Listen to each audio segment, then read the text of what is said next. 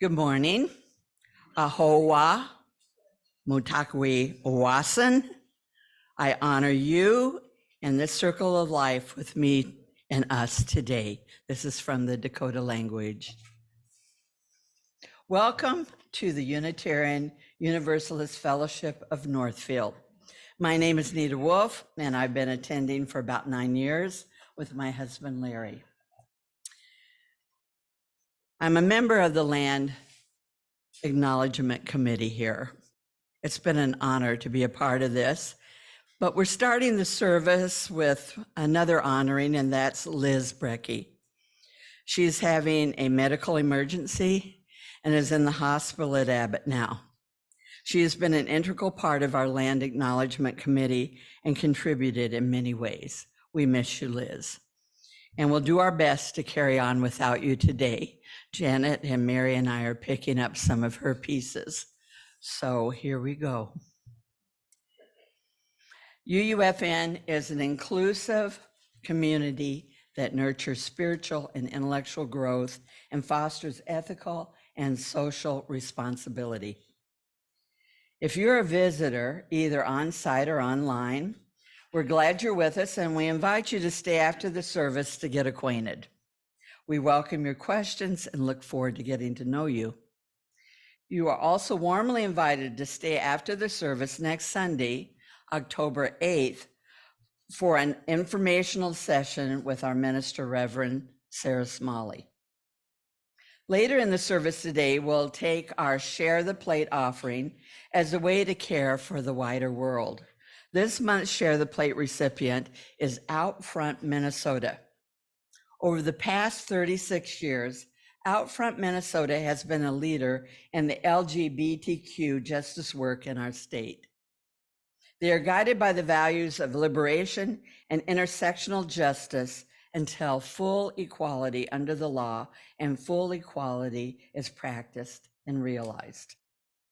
During the offering later, you may put cash or check in the basket or donate online from our website, uunorthfield.org. If your check is for a pledge, just write pledge in the memo line. I also call your attention to the announcements in your order of service and weekly emails. There you'll find more information about some of these things. There's a Beyond the Land Acknowledgement workshop on Zoom, October 12th, sponsored by the Minnesota Unitarian Universalist Social Justice Alliance. And here at UUFN, our fall program calendar is filled with ways to get more connected and learn more about Unitarian Universalist history. Join us next Sunday for our National Coming Out Day service. UU Minister Reverend Victoria Safford says, "People ask me sometimes, is this a gay church?" It is a privilege to answer. Ours is absolutely, gladly, hopefully, humbly, gaily a gay church, a gay tradition where everyone, including heterosexual members and friends, is welcome.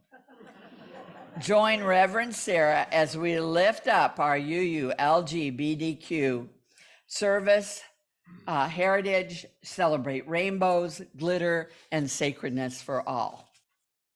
Again, welcome to the Unitarian Universalist Fellowship of Northfield.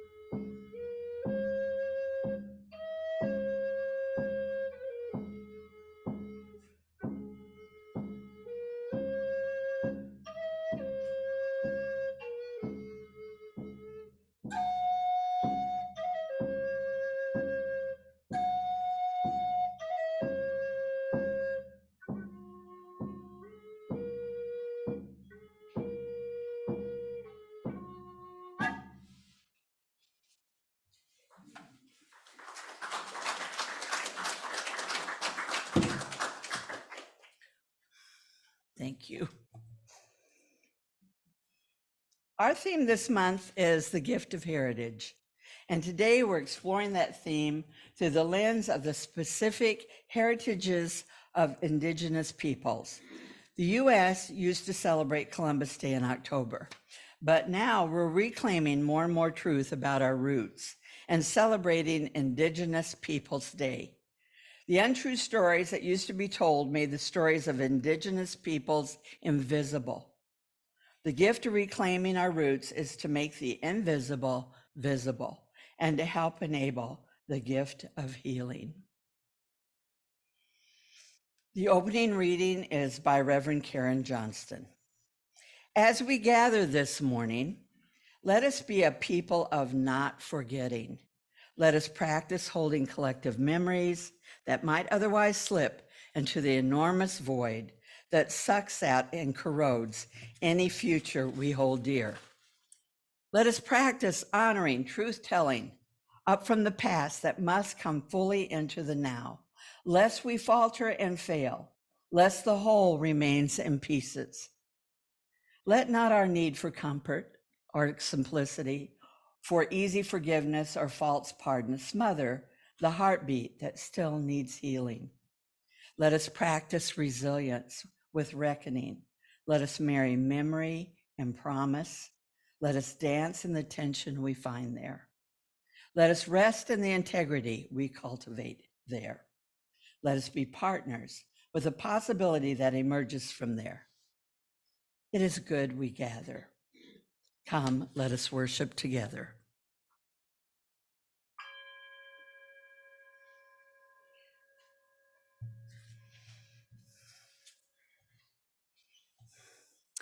The flaming chalice is a symbol of the Unitarian Universalism.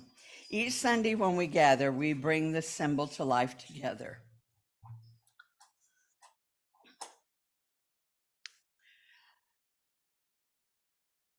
Please join me in speaking of the words for the lighting of the chalice. Let us open our eyes to see what is beautiful. Let's open our minds to learn what is true. Let us open our hearts to love one another.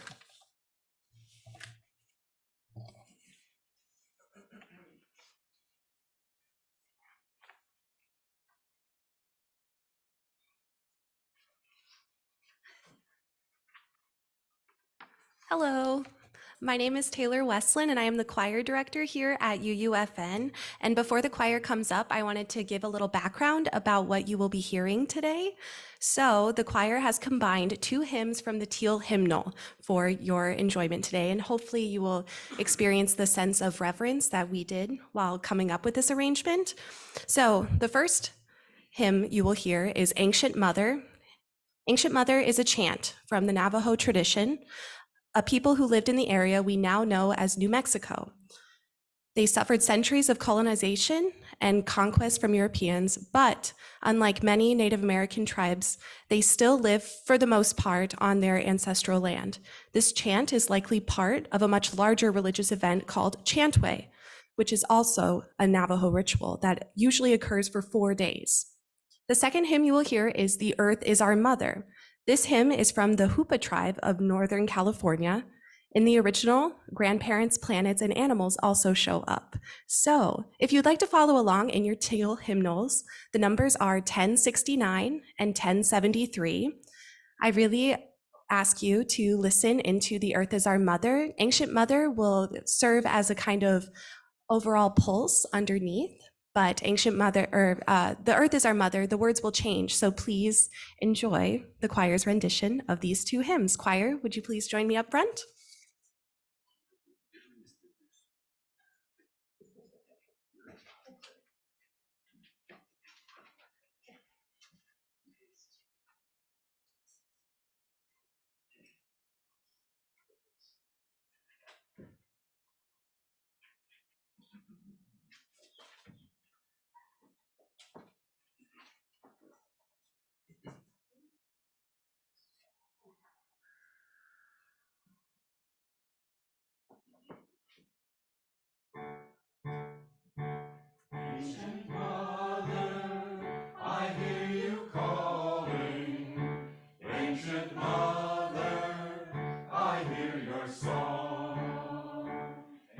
Ancient mother, I feel your laughter. Ancient mother, I taste your tears. The earth is our mother, we must take care of her. The earth is our mother, we must take care of her. Hey, young, oh, young, hey, young, young. Hey, young, oh, young, hey, young, young. Her sacred ground we walk upon, with every step we take. Her sacred ground we walk upon, with every step we take. Hey, young, oh, young, hey, young, young. Hey, young, oh, young, hey, young, young. The earth is our mother, she will take care of us. The earth is our mother, she will take care of us. Hey, young, oh, young, hey, young, young. Hey, young, oh, young, hey, young, young. The sky is our father, we will take care of him. The sky is our father, we will take care of him. Hey, young, oh, young, hey, young, young. Hey, young, oh, young, hey, young, young. The sea is our sister, we will take care of her. The sea is our sister, we will take care of her. Hey, young, oh, young, hey, young, young. Hey, young, oh, young, hey, young, young. The forest is our brother, we will take care of him. The forest is our brother, we will take care of him. Hey, young, oh, young, hey, young, young. Hey, young, oh, young, hey, young, young. Hey, young, oh, young, hey, young, young. Hey, young, oh, young, hey, young, young.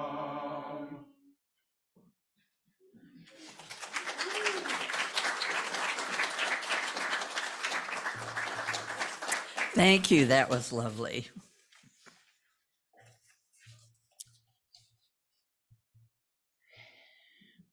And so, Mary, if you could come up for the candles. We're all doing double duty here today. I invite you to allow yourself an unhurried breath. Relax your shoulders, inhale and exhale, and let your heart catch up with you in this moment. Rest in the embrace of a wider love.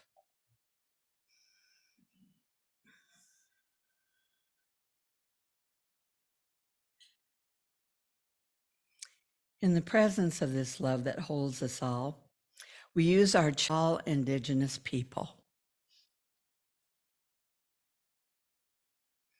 We know too that the details of our daily lives are sacred and important. We now light a candle for all the simple joys that are sustaining us.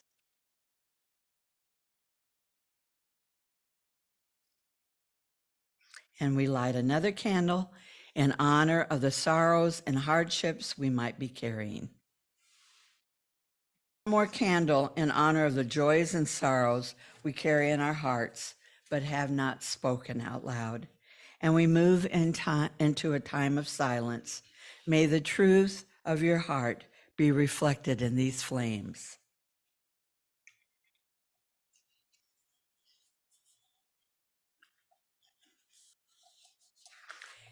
Amen and blessed be.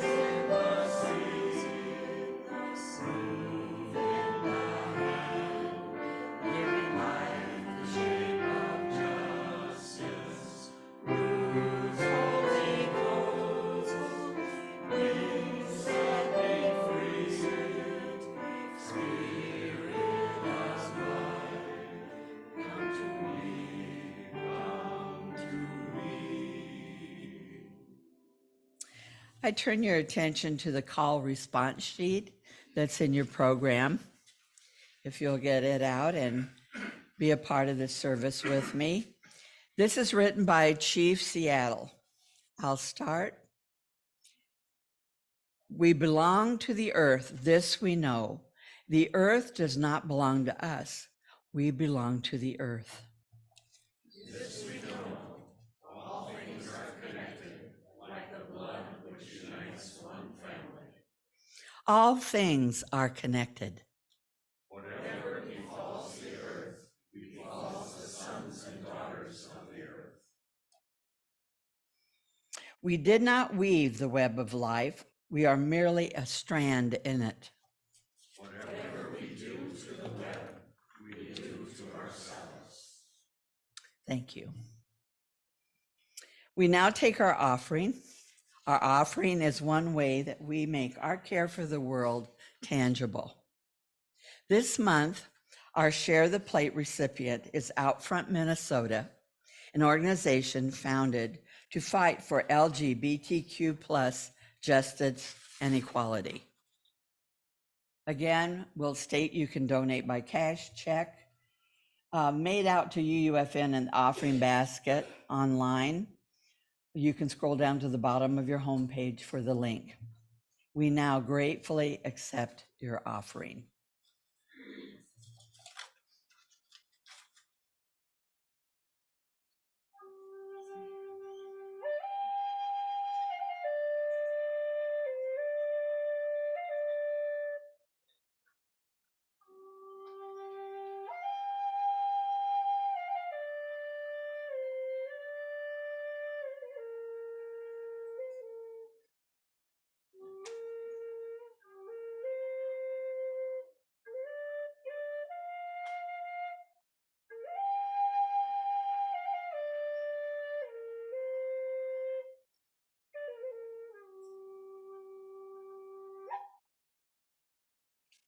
Thank you, Mary. I'd like to introduce Gwen Westerman. It's a great pleasure that Gwen Westerman, who is a professor of English literature and English studies and technical communication at Mankato State University, is with us today. She is of both Dakota and Cherokee heritage. Gwen is a co-author of the book Minnesota Makoche, The Land of the Dakota, which won 2 Minnesota Book Awards and an award in leadership and history from the American Association for State and Local History. Her poetry collection, Follow the Blackbirds, is written in English and Dakota.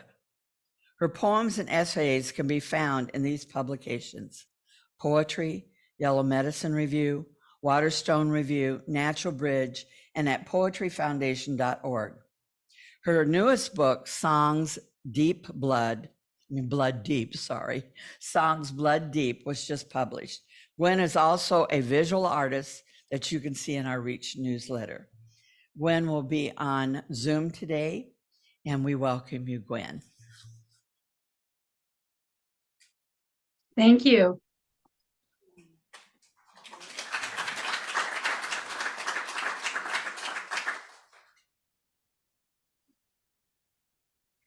First song. Sitting on a quilt made from her husband's work pants, spread out on the ground behind the house he bought for her on a late autumn afternoon, my grandma taught me to sing. Une la la iu weji iga kuya he no ko ojo sa we you lo say 이가 꾸여 홈나. Then she told me it is a sin to be greedy, to hoard when others are needy.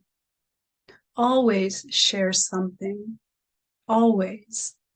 A cup of coffee, some wild mint tea, just a glass of water, a bowl of soup, a few boiled eggs, a piece of bread, a clean towel, some warm socks, a spool of thread, a length of calico, some dried corn, a bit of meat, a wooden spoon, a small pail, a basket, a gentle touch, a prayer, a song. Nothing fancy, just a token that we care for each other in good times and in bad. Share, not give or take, but share whatever you have, no matter how small. To accept a gift is to know how we are related, to understand our need to be connected, to learn how to receive love, even if we think we don't deserve it. That's the second poem in Song's Blood Deep, and it's probably the one that is almost as old as I am in terms of how it shaped who I am. Some of my earliest memories are of singing church songs, traditional songs. Much to my grandma's dismay, one Sunday when I was about 4, I went up when we had open singing and belted out the Marine Corps hymn because that was what my dad had taught me. And they didn't tell me I had to sing a church song. So it was a long time before they ever let me go up and sing again without adult guidance. But those memories of singing, the memories of songs that I heard as a child, all throughout my life, that is the fuel, I think, that powers almost everything I do, whether it's visual art, whether it's my scholarly work, my teaching, my writing, because I think we can all relate to the power of song. We heard that in the selections for this morning. There's something about the rhythm of those songs that matches our heartbeat. And the heartbeat, our mother's heartbeat, is one of the first sounds that we ever hear before we're even born. That's how powerful I think song is, that rhythm, that flow. Song also helps us remember. Think about songs you learned as a small child. You might not have been able to read, but you could memorize song lyrics.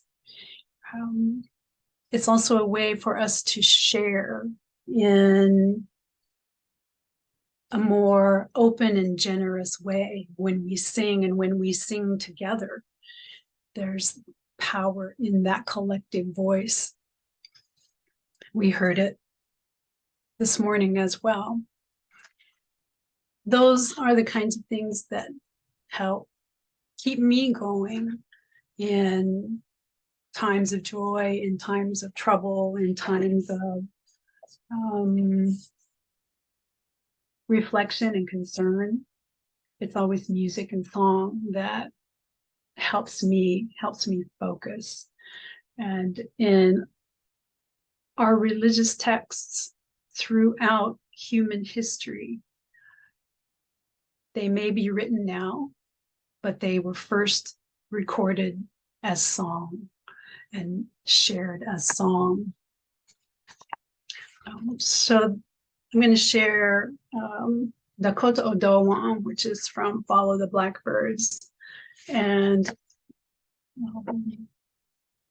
it's one of the first poems I wrote that included Dakota language. And it's 2 columns. The left-hand column starts in English and an all English stanza, and then there's Dakota added in the second and third, so that the last stanza is all in Dakota.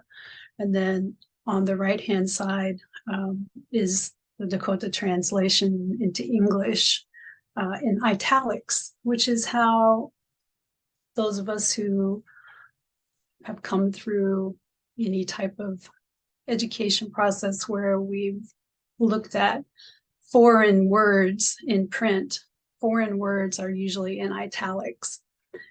So in this case, the English is in italics as if it's a foreign language.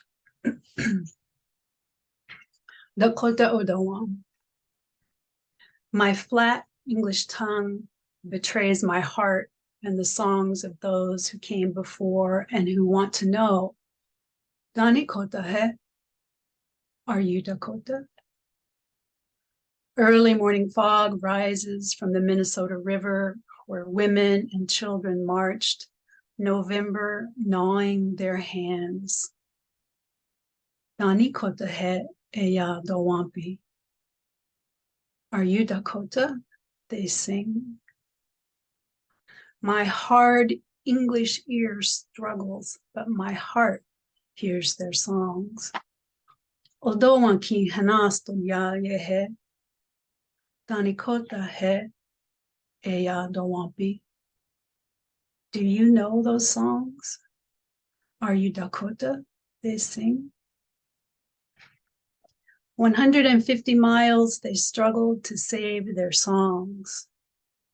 Nauya humpi giha henas toyayekte. Dani Kota ye eya dowampi. You will know them when you hear us. You are Dakota, they sing. My healed Dakota heart, da makota ye dowan, wana na chawahu, unhadohadipi eya dowampi, makichi dowampi.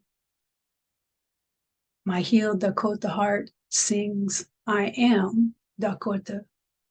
I hear them now. We are returning home, they sing, and they sing for me.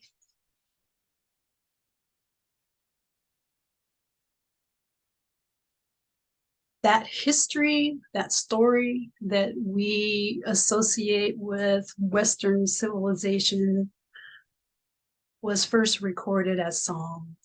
I mean, the Iliad, the Odyssey, those were sung.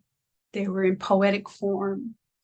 And that's how they were passed from generation to generation. We see that in almost every culture around the globe. That's one of the things that we have in common as human beings. Songs to be able to connect, to console, to heal, to encourage, to mourn. Can we even imagine a world where we would try to do those things, heal, console, encourage, connect, mourn without song? It's hard to imagine, definitely hard, especially for me to imagine. But this is part of who we are as humans.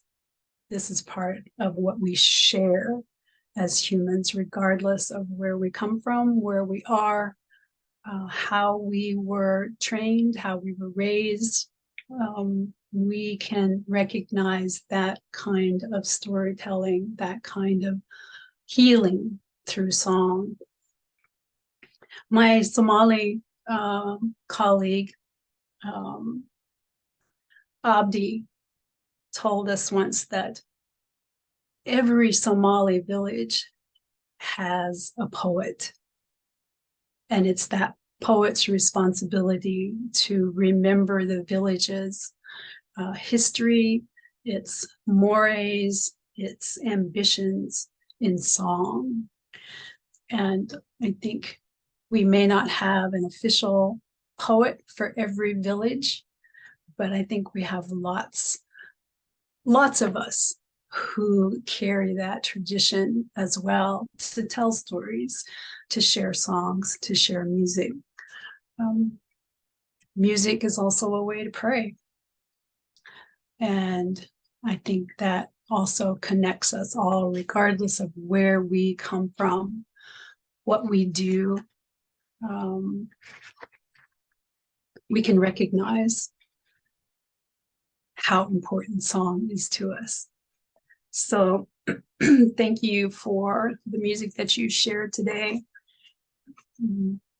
When we think about song, I would also ask you to include our bird and animal relatives who are masterful singers, and share their music with us on a daily basis, just out of the joy of living for them, to communicate, to share, and to make our lives more beautiful.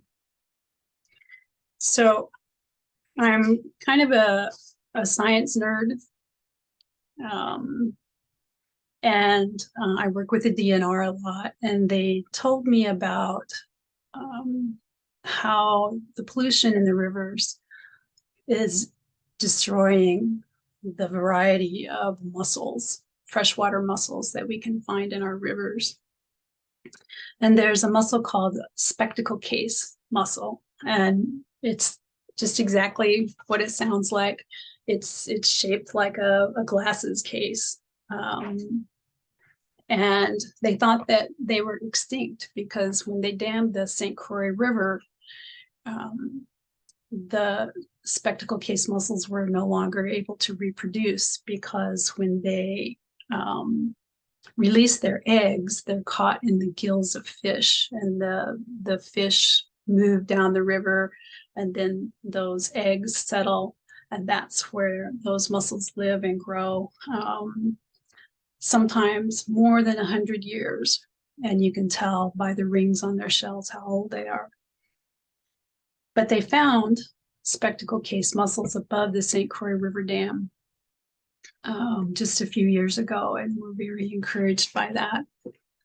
So this is the the poem that I wrote and that I want to leave you with today. And it's from the perspective of our animal relatives, who are just as important and have just as important songs as we do. It's called Breathe Deep and Sing. We sing for the mussels.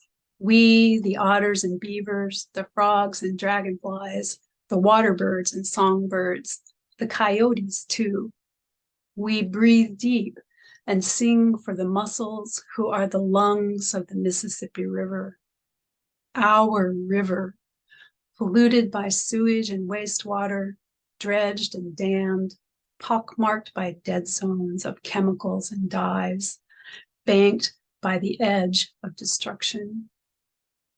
Our river, a global superflyway, it flows through the heart of us, flowed through the heart of us for centuries, beyond memory.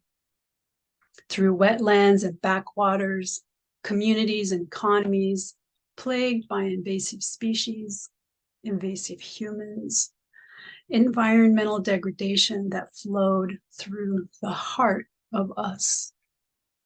Our river, it calls to us, it beckons us, our dreams flow along with it. So we sing for the mussels, we, the otters and beavers, the frogs and dragonflies, the water birds and songbirds, the coyotes too. We breathe deep and sing for the mussels who are the silent sentinels of our river. They hold the stories and the pain of our river 40, 70, 200 years ago. Like the trees above them along the banks of our river, the rings of the mussel shells are a living record of our environment. They mark the resilience, the struggles, the restoration of floodplains and river bottoms, the restoration of health and hearts. How do we heal our river without healing ourselves? Our river, it calls to us, it beckons us, our dreams flow along with it. Its water shapes us, embraces us, and is our first medicine.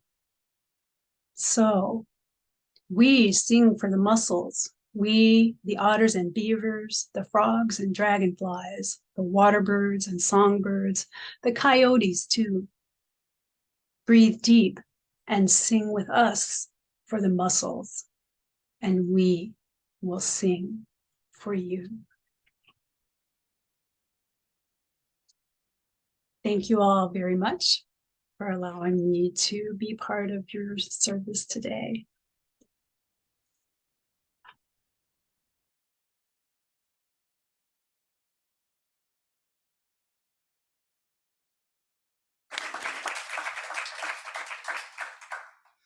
Thank you, Gwen. We know you are highly respected, and we appreciate you sharing your ideas with us.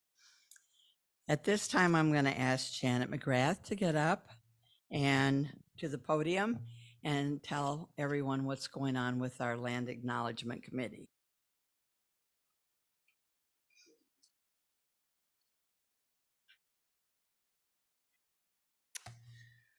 I found that very, very moving, those poems. I'm Janet McGrath. I've been a member here for 30 years now. And I am on the Land Acknowledgement Committee. The land on which we stand has been inhabited by Indigenous people since time immemorial. The most recent Indigenous to live here were the Wapakute Band of the Dakota Nation. I will talk a little bit about what the work of the Land Acknowledgement and Beyond Committee has been. Members are Liz Brecky, Lois Burns, Nita Wolf, Mary Dorr, Sabina Daywater, and me. Although it is sometimes a difficult topic, we are an enthusiastic group.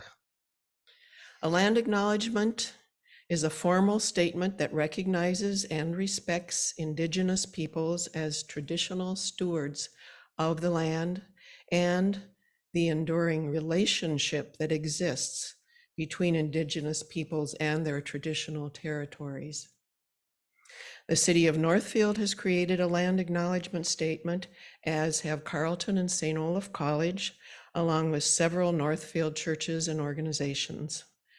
Land acknowledgement statements have been adopted in places all over the US and Canada, as well as New Zealand and Australia.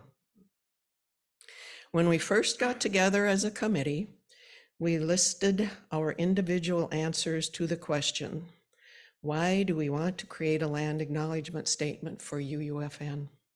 Here are some of the answers. Belief in the power of intention for healing. That when we clear our own grief, guilt, and sadness about the treatment of Indigenous peoples, there is power in that united consciousness. There can be a tipping point where true reconciliation and relationship can occur. UUFN is on land that is welcoming. We are embraced by it. We need to show our respect for this land and its history. Truth-telling. Many of us did not learn the truth of this part of Minnesota history in school, and for the Indigenous, it meant their own history was just not told at all. The committee first met in February and has been learning a lot about the history of Minnesota, its first peoples, and the settlers. We visited the Midwakaton Museum in Shakopee, the Nicollet County Treaty Site Museum in St. Peter, and went to a powwow at Prairie Island. We attended programs presented by a Red Wing group called Honoring Dakota. We visited the Rice County Records Department and read reports on the history of the Wapakute in Rice County from Carleton College, Minnesota History Center, and Northfield History Society. We wrote to city council members encouraging them to put Northfield's land acknowledgement statement on Bridge Square as a permanent display. We met with a group of other Northfielders who are also working in this process of developing a land acknowledgement statement. Next week, we will visit the Goodhue County Museum in Red Wing and attend the unveiling of a new mural there, which is a gift from the city of Red Wing to the Dakota people of Prairie Island community. These activities will continue. A Northfield History Center publication gives us an idea of what it was like here in the past. By the mid-1700s, the Wapakute were living in this area. At this time, much of Rice County was part of the Big Woods. In 1826, there were Wapakute villages on the north shores of Cannon and Circle Lakes, not far from here. They soon moved their camp to the confluence of the Strait and Cannon rivers, which would become the city of Northfield, of Faribault. For 20 years, the Wapakute traded with residents of Faribault with comfort and goodwill. Early Northfield settlers in the mid-1850s reported that the Cannon River was a primary waterway for the Wapakute to get to the Mississippi River. On their way to and from, they camped along the riverbanks for days or several weeks at a time. A rather large campsite, estimated to be 80 people, covered a 3-mile area between present-day Dundas and Northfield. Their presence did not alarm settlers nor provoke confrontation. A condition of peaceful coexistence prevailed for the most part. I enjoy these descriptions of the times in general, but especially because 4 sets of my great-great-grandparents arrived in Minnesota in the mid to late 1850s. 2 of those couples chose Northfield as their home. My grandma grew up on just a few miles east of Northfield on a dairy farm. I love putting those images of the Wapakute with my own imagination of my ancestors. During the next decade, mid-1850s to mid-1860s, everything changed. Of course, the history is long and complicated and difficult, but very briefly, people coming here could not legally settle in this area until the land was bought from the Dakota. In the 1851 treaties of Mendota and Traverse des Sioux, the 4 bands of the Dakota Nation sold 24 million acres to the US government. There was manipulation and dishonesty toward the Dakota people at this time on the part of the US government, some of its agents, and some of the traders. The treaties placed the Dakota on a strip of land along the Minnesota River and opened up all of the land for settlement and speculation. In the years that followed, thousands of people came to settle in Minnesota. By 1862, the Dakota had not been receiving their annuity payments for the land and were near starvation. These circumstances led to the 6-week-long Dakota War, followed by the banishment of the Dakota people from the state of Minnesota. I did some research at the Rice County Property Records Department. We wanted to find out what happened, who was the first original owner of our property here, our UUFN land.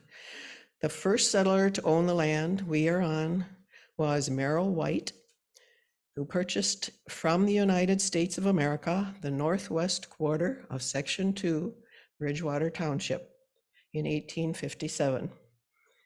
He soon sold some of that land to family members and the rest later, 11 years later, to others.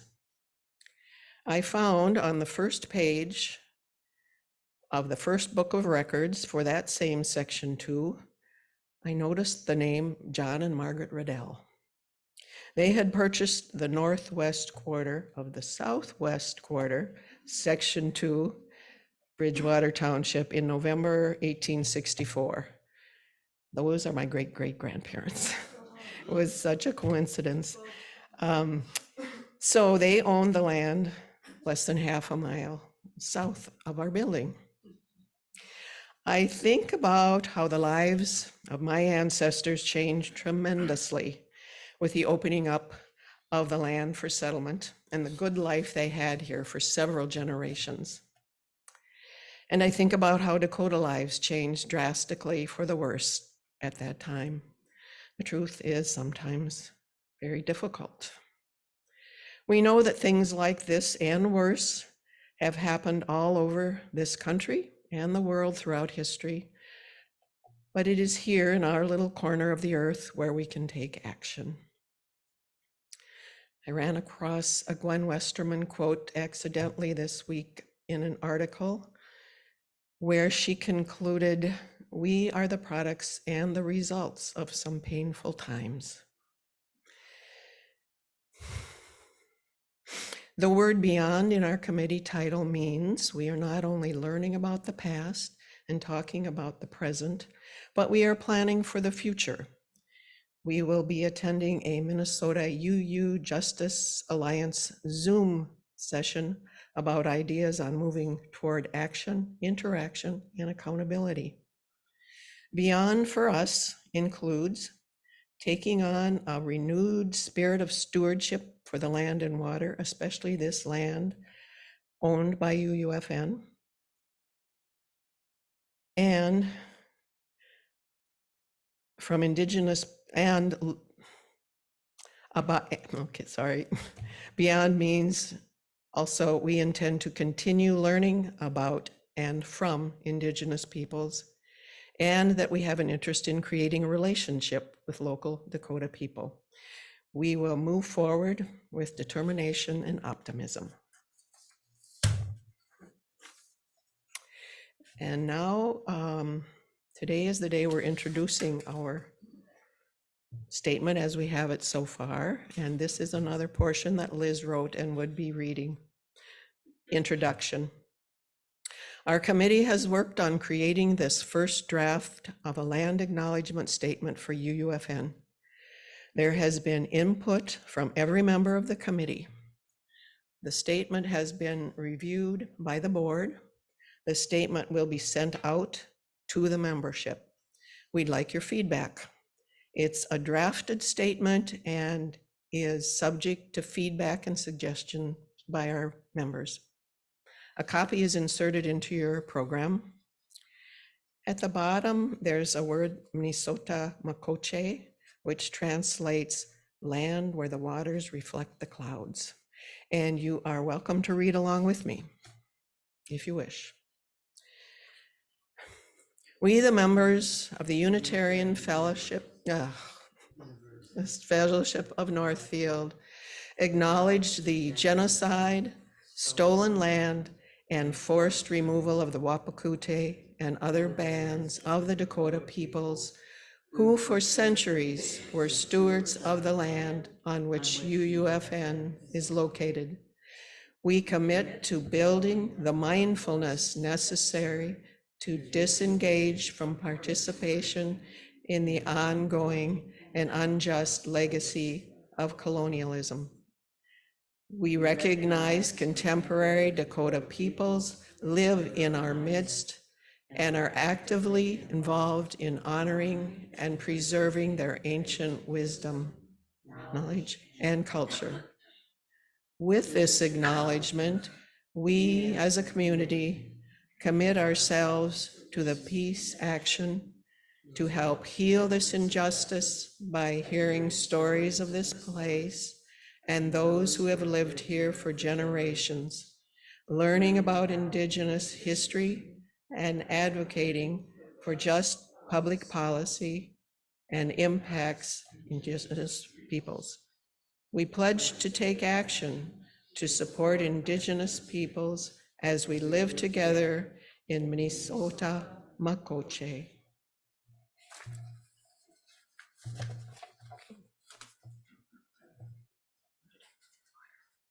Where's my water? Oh, we could take this. Thank you, Janet.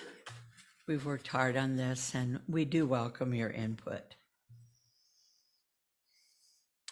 So for our closing words today, we have a poem by Maya Angelou. If faced, history, despite its wrenching pain, cannot be unlived, but if faced with courage, need not be lived again. Lift up your eyes upon the day breaking for you. Give birth again to the dream. So we'll extinguish our chalice. Please join together in the words for extinguishing our chalice. We extinguish this flame, but not the light of truth, the warmth of community, or the fire of commitment. These we carry in our hearts until we are together again.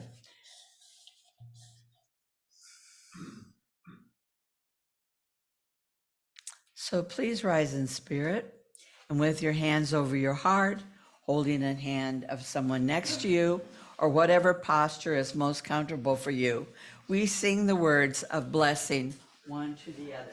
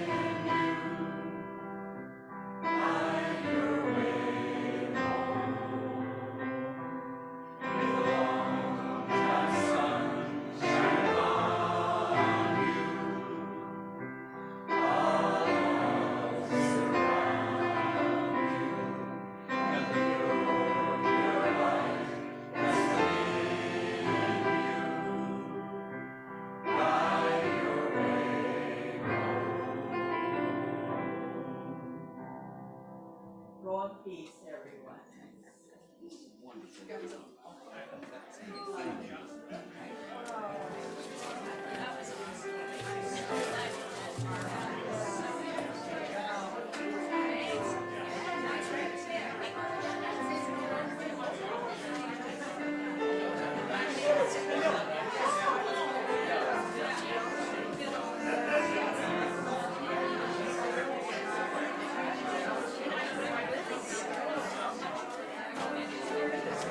Hey, how'd it go?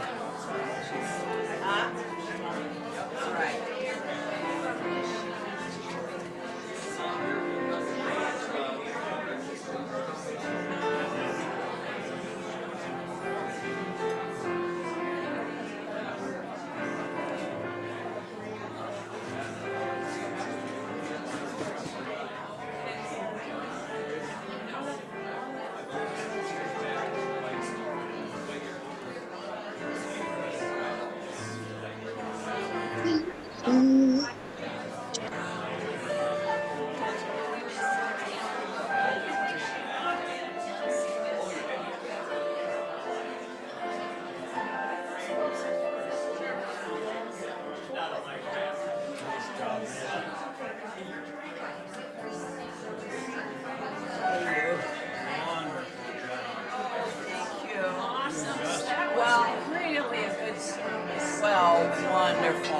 I felt like such a show off taking Liz's part too.